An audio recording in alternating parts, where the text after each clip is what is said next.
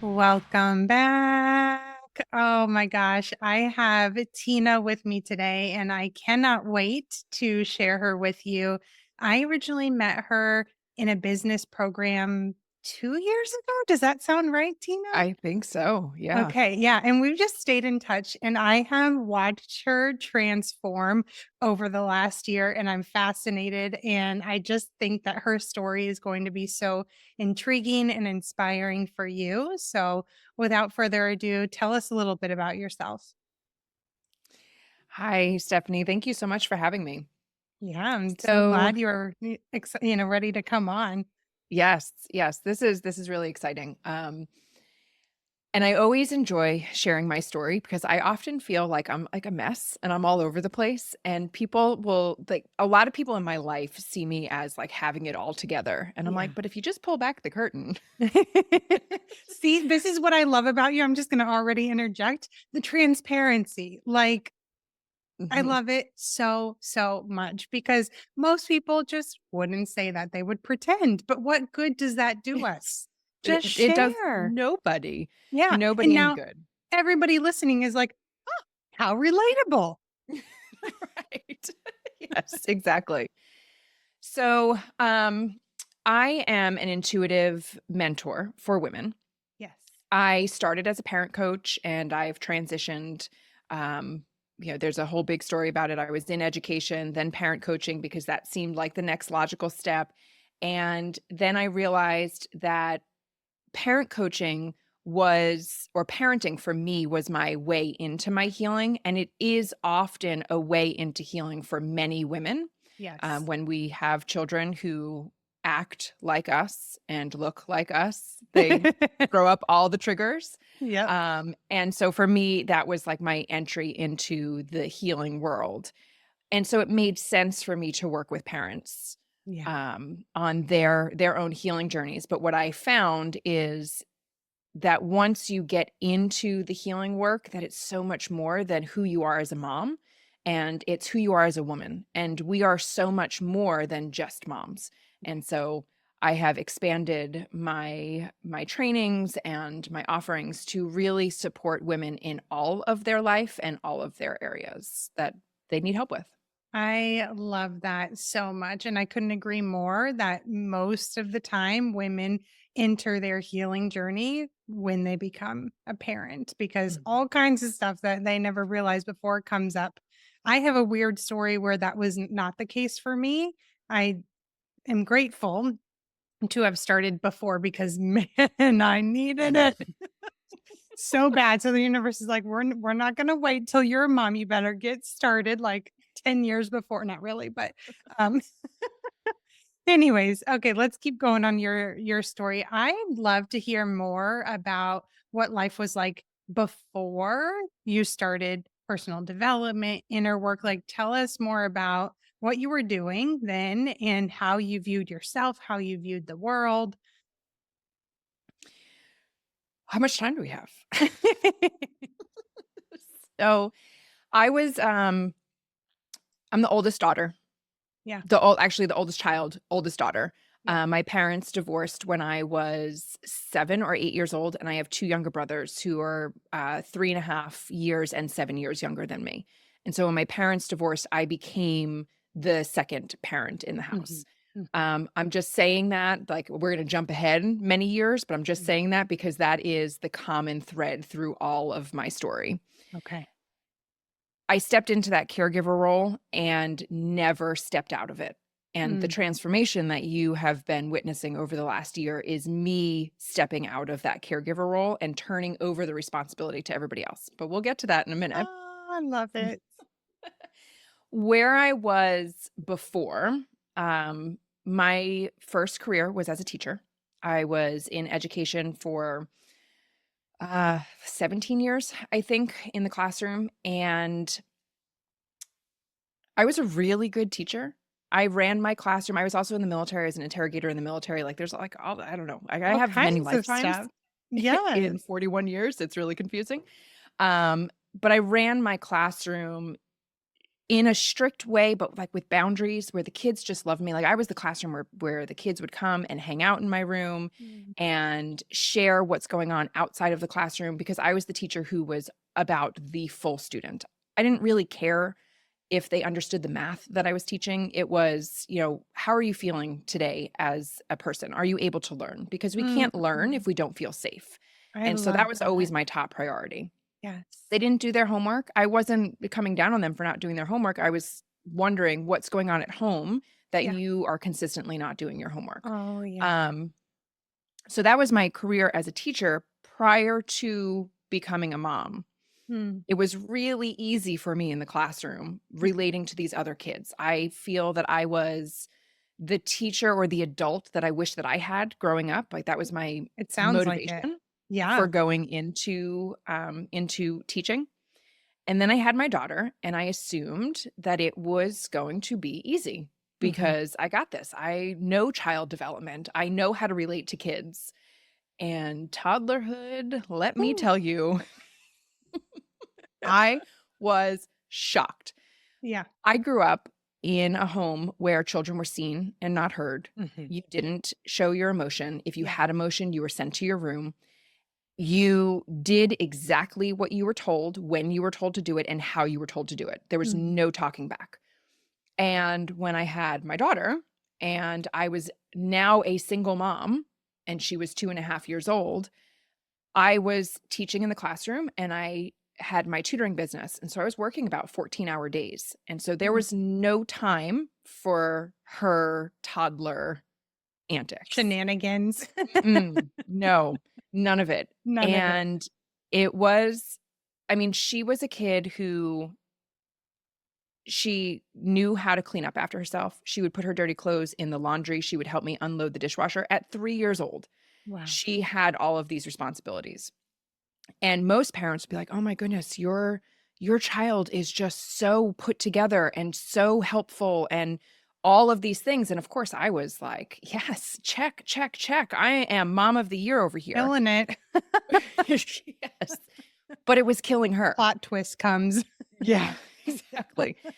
And one morning she was being a kid and I was being a drill sergeant Mm. and really laid into her for not following instructions. And she looked at me like I was a monster and she ran away from me. And I remember standing outside of her bedroom door, like really angry, like fiery, like I could burst into this room and throw this child over my shoulder and walk out of the house. Yeah. But there was something in me that was just saying, like, just listen to her. And I went in and she had tears streaming down her face and she patted the bed next to her and she said, "Mama, have a sit." She was 3 Oh. years old. And I sat down next to her and she said, "I know, like, when you yell like that, you hurt my feelings." Mm. And in that moment, like, I remember staring at her Yeah. and, like, thinking, if I ever spoke to my mother like this, I wouldn't have lived to see the next day. Mhm. Mhm. And I remember looking at her face and thinking like, but how could any adult look at a child who is expressing how they feel Mhm. and shut that down? And so I just pulled her into my lap and I apologized and I told her that I would do better. And that afternoon I found myself a therapist. Mm. And like that was the start of my journey. Ah. And there are days when I'm like, man, why did I start that journey? Because this is never ending.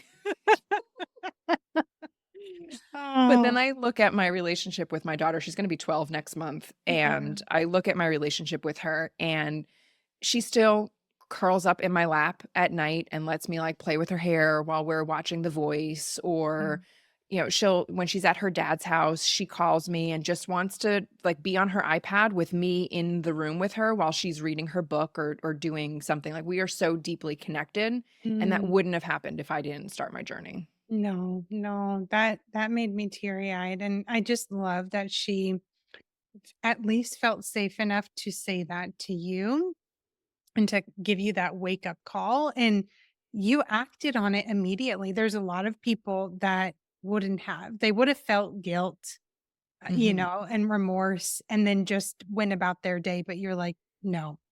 Nope, Mhm. something has to change. And I think that shows so much of your character. Thank you. Yeah, yeah. Anything else kind of the before? You walked us into the peak. Mhm. moment. Yeah, I would say the before, um,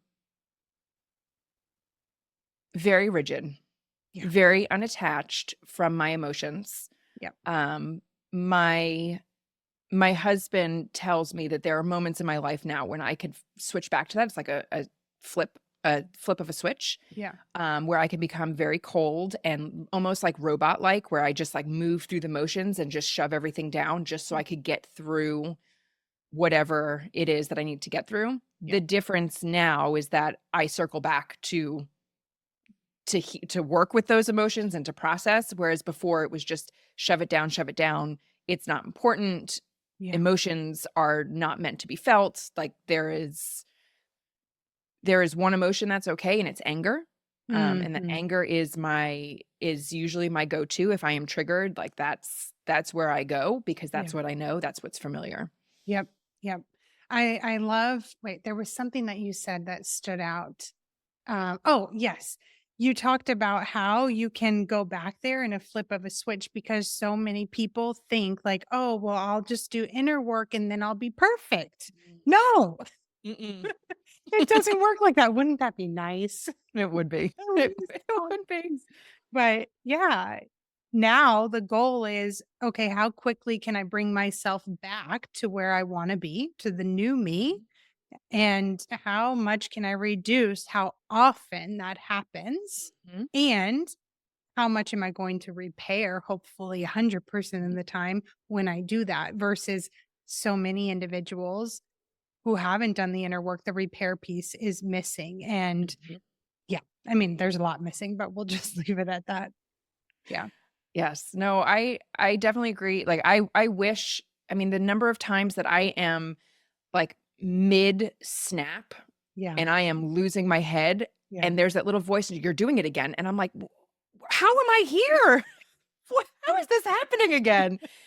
And like I like will stop yelling and like take a deep breath and just walk out of the room. And, what my usually it happens in like an argument or what was a discussion with my husband, Yeah. and then it, will boil over, and he just knows like when I walk out that I'll come back. I just You're need just, to go outside and ground or calm myself down, and then yeah. I come back and I repair. And like you said, it happens so much less. Is that a proper sentence?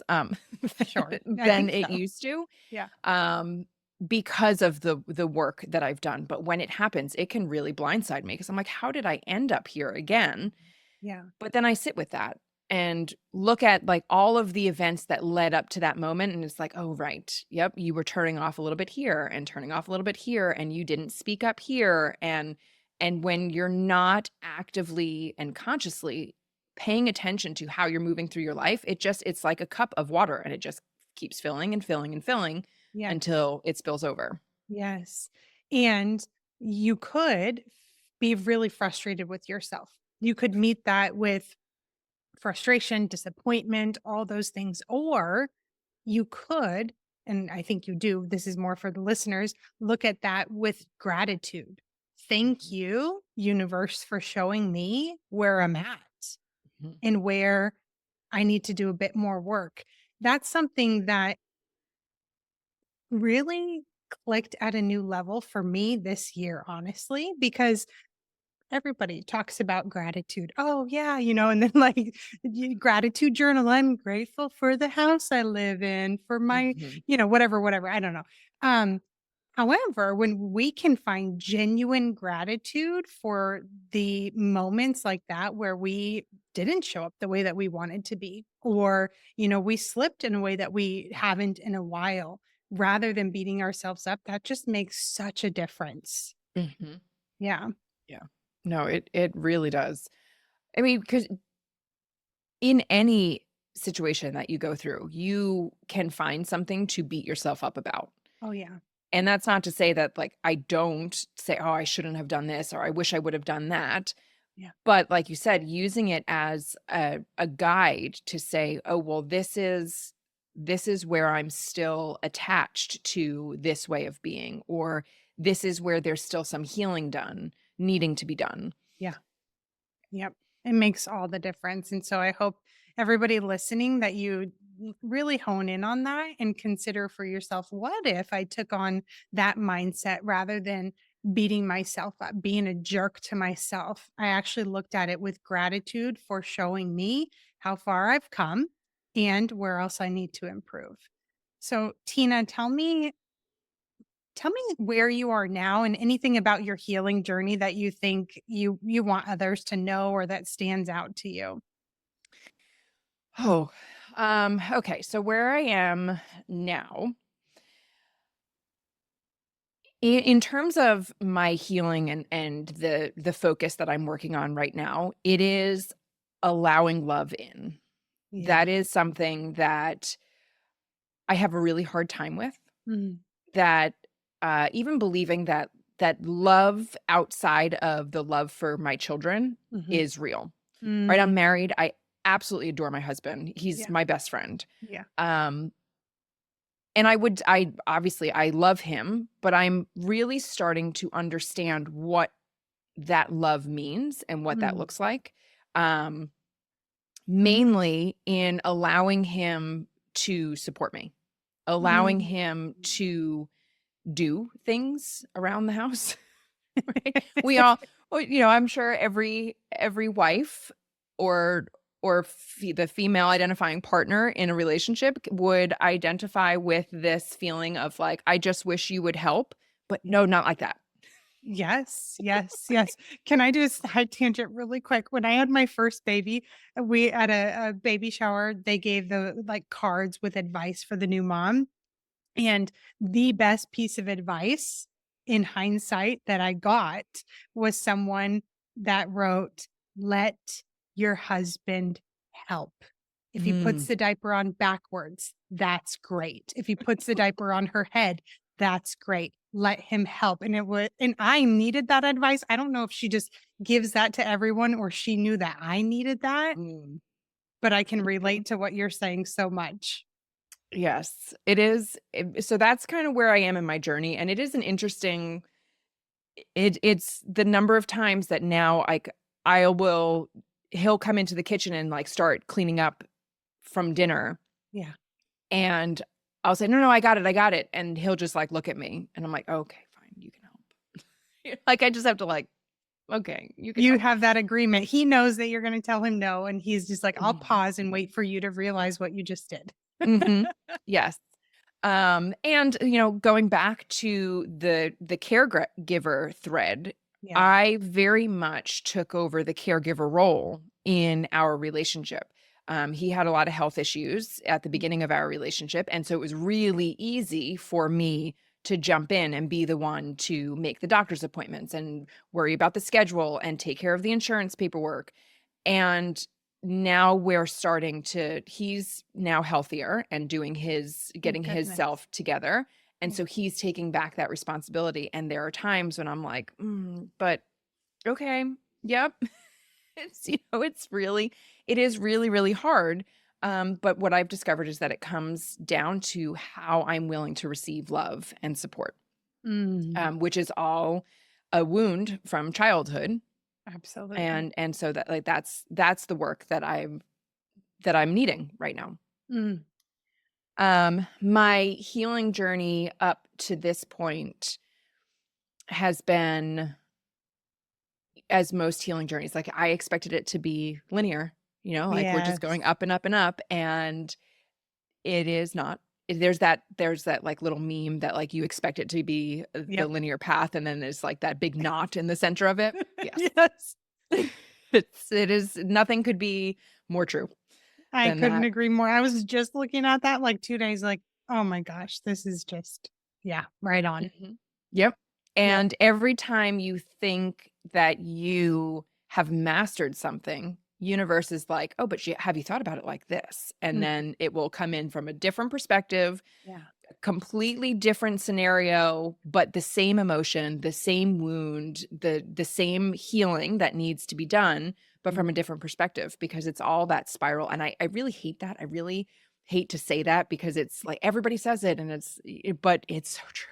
It's so It true. is, it is. And it's moments like that, just to reiterate the point that I was making before, that when I have, and I don't always, but when I have switched to gratitude in those moments, that has helped ease everything so much. Uh, Thank you for helping me realize that Mhm. there's more work to do here, that I haven't mastered this to the extent that I thought I did. For thank you for showing me what else I need to work on and for showing me how I have improved. That's made a world of difference for me. My goodness. Yes. Yes. Yes, I agree. Um, and I would say that the biggest aspect of my healing journey has been my journaling and my meditation. Yes. And I I was a certified yoga instructor, almost a decade ago, and so I'm not new to meditation, but I've always been the person in meditation that's, like, looking around the room through one eye, like, "Are people actually doing this? Like, this is working for people?" Yeah. I was never a meditator. Couldn't sit still, didn't understand it, and almost a year ago, something switched. I sat in a meditation that was a completely different experience that wasn't about trying to silence my mind because that's what I was struggling with. I couldn't Yes. turn off my mind. And it was instead I was fully immersed in this experience where they were encouraging me to visualize and to think about certain things, and that completely shifted my relationship with meditation.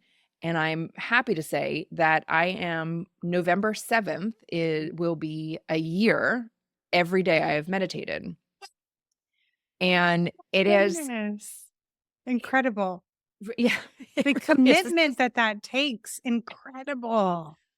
it's something that I never thought that I would say Yeah. and never thought that there could be such a profound impact Yeah. that it has had, because what it's done for me is it's not helped me quiet my mind. My mind still goes Going a crazy. That's million okay. miles a Yeah. minute, but it's helped me to identify my true authentic voice and Mm. separate it from my anxiety. Mm.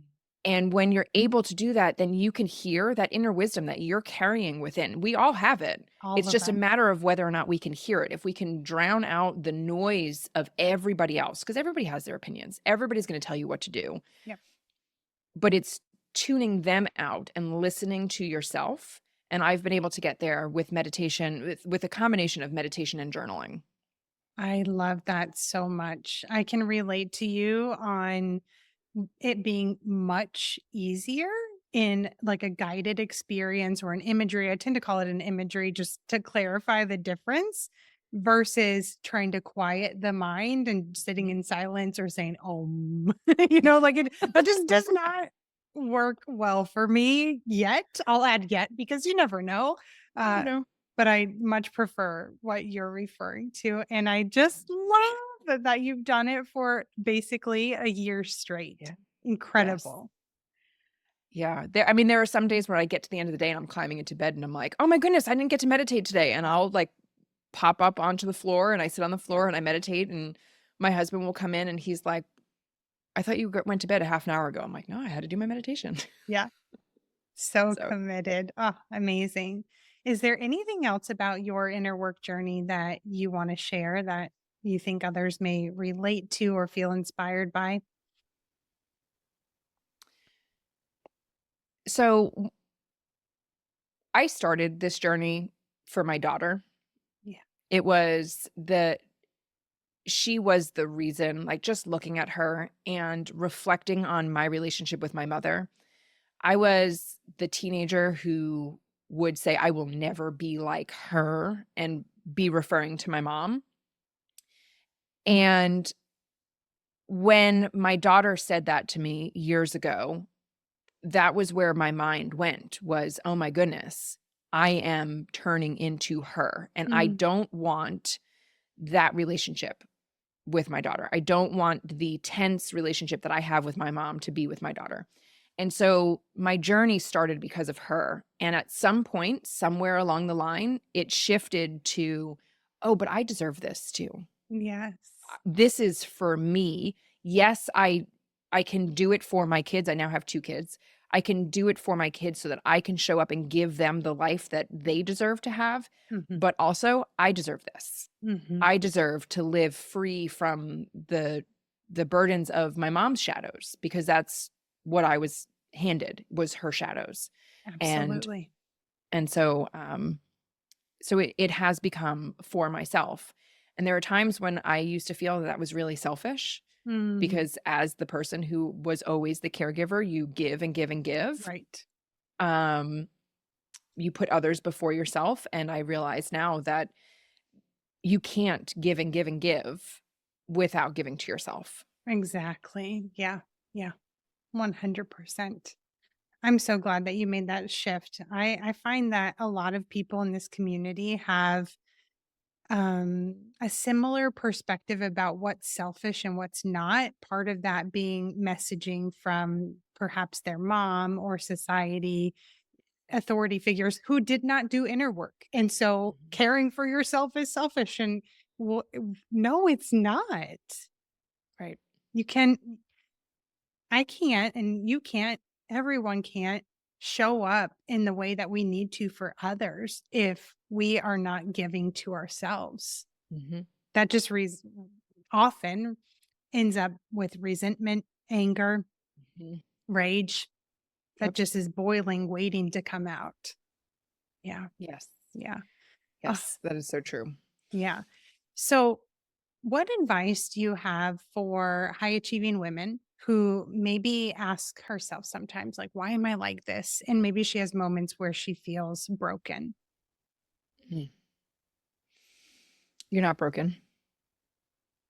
You are whole and beautiful exactly as you are. And the way that I view it is that there are merely pieces of yourself that are hidden Mm, underneath the programming. yes.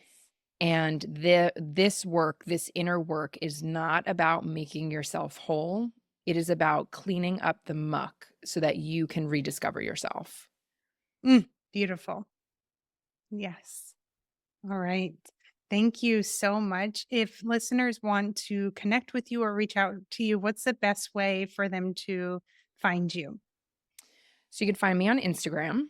It's at intuitive period soul, the word soul, SOUL, solutions, UTIONS. Okay. I'll link that in the show notes so everybody you can just click it. And then my website, I have um, it's at intuitive-solutions.com. And there is an intro offer to my meditation membership for a free week if you are interested in coming to sit in meditation with me. Beautiful. Thank you so much for sharing that. I appreciate you coming on today. Yes, thank you so much for having me. This is fun.